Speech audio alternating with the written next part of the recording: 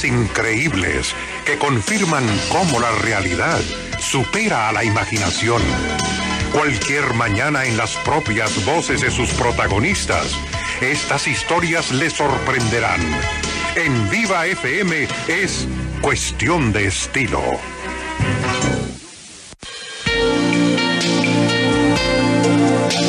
Recordar, palabra hermosa, nos regala sentimientos, pero sobre todo mucha nostalgia. Viva FM, para siempre recordar.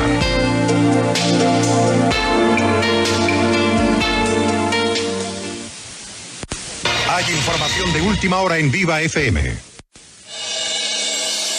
En Viva FM hablan los personajes del mundo.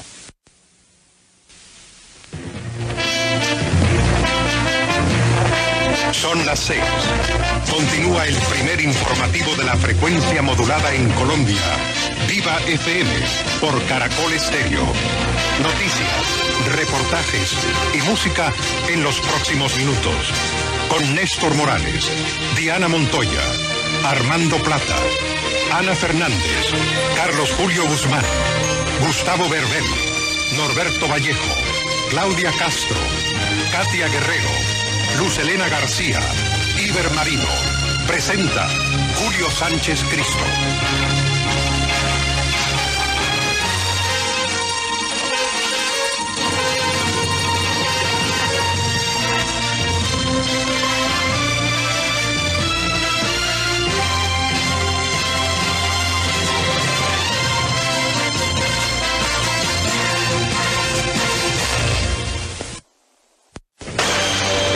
Otra radio. Es la marca de la radio. Es Caracol. Primera cadena radial colombiana. Ahora en emocionante frecuencia modulada. Viva las noticias en directo. Lo que usted quiere preguntar. Los que deben responder. En una radio tranquila. Con música llena de espectáculo. En directo desde cualquier lugar del planeta. Vía satélite. Con sonido digital. Por muchas razones, Viva FM me suena a diario. Ahí estaba John Gress, 27 años después. Armando Plata Camacho tuvo la generosidad de presentarme a John y nos encerramos en un estudio en los Estados Unidos a grabar estas presentaciones de un experimento radial del que no se sabía para dónde iba. Noticias en frecuencia modulada. Armando hacía parte de ese trío de voces inolvidables. Julio Nieto Bernal, Otto Greifenstein y Armando. Por su juventud se fue a los Estados Unidos. Creo que la primera ciudad que decidió para radicarse fue, además de Miami, Atlanta. Ya había grabado en Colombia Armando todo lo que tenía que grabar, todos los comerciales, todos los programas. Y cuando se dio cuenta que se le había quedado chiquito el mercado en Colombia, dijo: voy por el mundo. Y ahí es donde, en un estudio de grabación, en algún lugar del que vamos a recordar, conoció a John Gress. John Gress era la siguiente generación de los grandes de las voces de América. Me refiero a Bob Cannell y a los hermanos Montalbán. Ahí seguía John Gress. Pero John ya estaba mirando quién seguía. Y se había precisamente fijado en nuestro compañero Armando Plata. Y gracias a esa relación pudimos construir luego muchísimos años de anécdotas, de sesiones interminables de grabación, pero sobre todo de aprenderle a ese hombre lo más sencillo que tiene este oficio: es saber respirar. La tranquilidad con que respiraba John. Lamentablemente ya no respira más.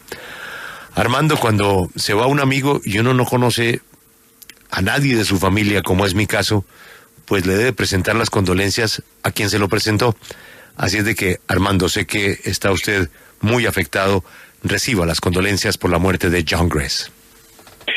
Julio, muchas gracias. Para mí ha sido un momento muy duro en mi vida porque fue una especie de segundo padre, un hombre maravilloso, una persona que tengo los mejores recuerdos. Pero voy a contar una anécdota que nunca le he contado. Yo llego a Estados Unidos en el año 1990 y lo llamo me atendió de una manera muy fría. Yo le quería expresar mi sentimiento de llegar al nuevo país y necesitaba una orientación. Pasan unos meses. Marco Aurelio Álvarez, que fue otro de los grandes productores de la radio colombiana con John Gress, volvió a hacer algún trabajo con él. Y en la conversación le dijo, oiga, un jovencito muchacho, tal plata me llamó. Entonces John le dio unas referencias mías.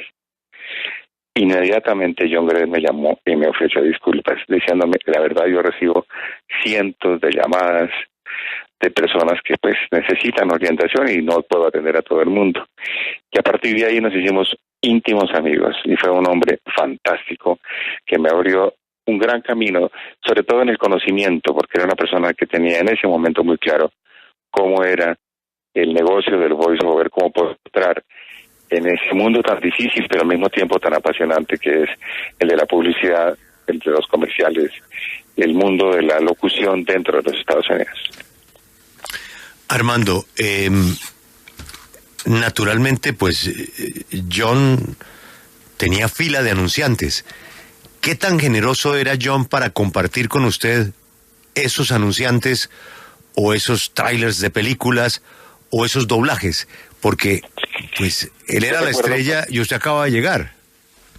Pues mira que recuerdo cuando se estrenó una película de un grupo muy famoso llamado The Spice Girls de Londres, y él tenía gripa. Entonces llamó a Columbia Pictures y le dijo, no puedo hacerlo, pero tengo la voz, y muy amablemente me cedió ese y unos 2 o 3 más de Columbia Pictures, que fue para mí una gran experiencia. Yo nunca le pedí cliente, yo lo que le pedí era asesoría. En ese momento no existía el internet, la gran posibilidad que había era enviar una cinta en un cassette a través de un sistema de correo como Federal Express. Años después apareció el CD. Pero lo que John me orientó fue sobre cómo crear un estilo muy especial para olvidarse un poco de la forma de locución colombiana, no con esto queriendo decir que sea malo, simplemente que es una forma que para un mercado internacional había que volverlo mucho más neutral. Y me dio muchos tips, me dio muchas clases, yo puedo decir que esas fueron clases acerca de cómo manejar el negocio, la manera como podía uno aproximarse, cómo tecnificar la pronunciación, y como tú lo expresaste antes, la manera como John respiraba y cómo se aproximaba al texto era única. Armando, cuando me enteré en la madrugada de la muerte de John, pensé, ¿y yo a quién le doy el pésame? Y quedé perdido. Por eso lo estoy llamando. ¿Él tenía qué familia? Yo no conocí hijos de John, conocí a su esposa, Victoria, una mujer maravillosa, muy aficionada a los deportes náuticos, mucho más joven que él, una mujer de Ucrania, abogada, muy pila, una persona fantástica, súper educada. John Gress era un hombre extremadamente culto y extremadamente educado. Tenía 3 casas en 3 distintos sitios de los Estados Unidos. Su casa de Miami para el verano, su casa de Nueva York para pasar el otoño y su casa también de verano o de invierno crudo que quedaba en Fairmont. Y alternaba su vida en las 3 casas. Entonces, en una época había que llamar a los 3 distintos sitios para localizarlo. Después ya se creó una condición técnica que permitía contestar desde cualquier lugar. Muchas veces lo invité a Colombia. Lo invitamos, incluso estábamos pensando con Uriel Batres, el director de un simposio de locutores muy importante que hay en México, invitarlo a Voice Master, que va a ser en México ahora en octubre, y iba a llamar a John justamente para ver si existía la posibilidad, pero no se pudo. No le gustaba viajar fuera de Estados Unidos. Armando, ¿hasta cuándo trabajó John? Hasta hace poco, hasta finales de 2017. John siguió siendo activo, pues no tanto como antes, pero seguía siendo un locutor que para ciertas cosas funcionaba muy bien. Ya tenía 90 años, imagínate. Sí. Ahora, John, por temas de la tecnología, nunca volvió a un estudio, así como lo hacía con nosotros. Eso no volvió a pasar. A John ya no lo veía nadie. Bueno, hay ciertos tipos de proyectos que necesitan la presencia del locutor en el estudio, pero cada vez es menos el requerimiento de los productores. Y John se adelantó. Yo recuerdo que por allá en el año 1997, uno de los grandes inventos de ese momento fue un sistema de comunicación que es como el precursor del Internet de hoy en día, que se llamaba ISDN. Y él tenía su propio ISDN en las 3 casas, en los 3 distintos estados. Y me acuerdo mucho que me mandó un CD con gran orgullo. Me dijo, acabo de grabar mi primer demo en CD, y me lo envió. Increíble. Armando, el locutor que está escuchando esta entrevista y que está arrancando su vida y dice, yo quiero lograrla, yo quiero hacer lo que hizo John, lo que hizo Armando, ¿eso qué tan difícil es en Estados Unidos? En realidad ya no hay necesidad de estar en ningún lugar. Lo importante es, primero, desarrollar una técnica. La locución hoy en día está transmutando más al actor. Los actores van a ser más locutores que los locutores tradicionales. De hecho, la locución tradicional ya es como una especie de categoría. Hoy en día lo que buscan los productores es la naturalidad y la expresión de los sentimientos. La manera como tú puedas expresar sentimientos, eso tiene más que ver con la actuación. Luego, la actualidad técnica. Es muy importante que la persona conozca el desarrollo técnico, porque no solamente es la voz, es todo el manejo técnico detrás. Pero alguna palabrita mágica que es mercadeo, el manejo de marca, el estar en contacto desde productores y directores, desarrolladores de páginas web, a estaciones de radio, a la gente que decide, a las agencias de talento, e ir conociendo los mercados, porque cada región del mundo es un mercado completamente distinto. Tiene alguna conferencia que hice hace unos años en Atlanta, decía a las personas que me hicieron una pregunta similar, y les decía, levantar la mano los que tienen demos en Rusia o en Sudáfrica, y nadie la levantó. La respuesta es, ¿cómo quiere que te llamen de Sudáfrica si no te conocen? Esto es para decirle a los muchachos, a la gente que quiere lanzarse al mundo de la locución, que el mundo es el negocio, el mundo, no Colombia, ni México, ni Estados Unidos. Nosotros somos un puntico de ese mapa y hay que estar en todas partes. Para ello hay que distribuir, y hay un medio muy fácil y económico, casi que gratis, el Internet. El problema es la dedicación. Yo creo que esto es de persistencia, de abrir mercados, de estar haciendo contactos con agencias de talento, con productores, con desarrolladores de páginas web. Y es que la locución no solamente son los comerciales de radio, televisión o los promos de una emisora, es muy grande, y cada vez que hay más avances tecnológicos hay más posibilidades. Por ejemplo, ahora se está poniendo de moda lo que se llama el TS, Talk to Sound, que es un sistema en donde tú escribes en tu ordenador y hay una voz que aparece inmediatamente.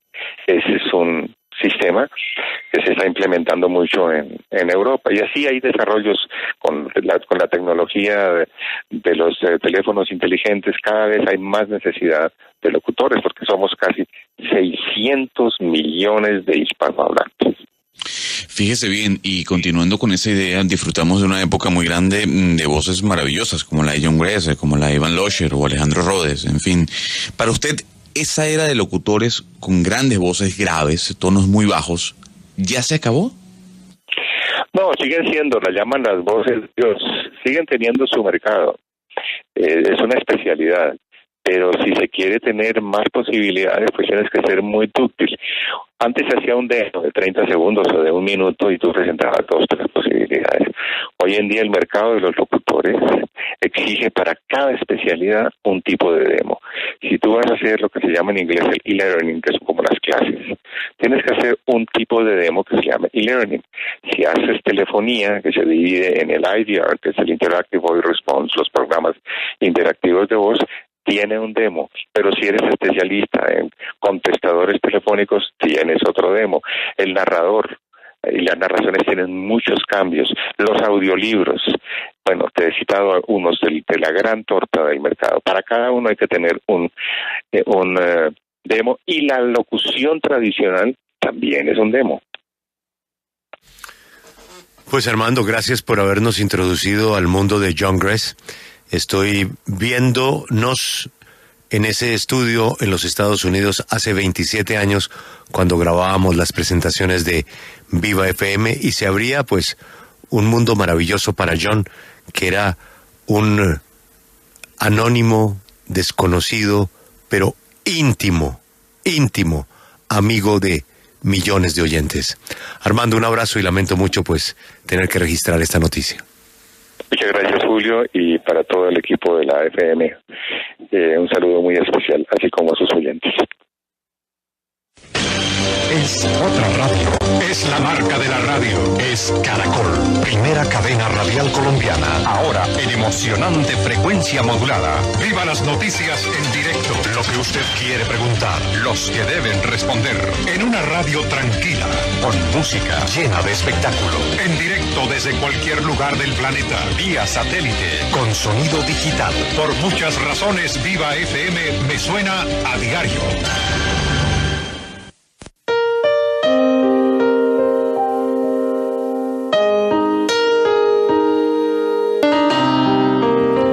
A las 10 de la mañana y a las 11 y a las 12 del día.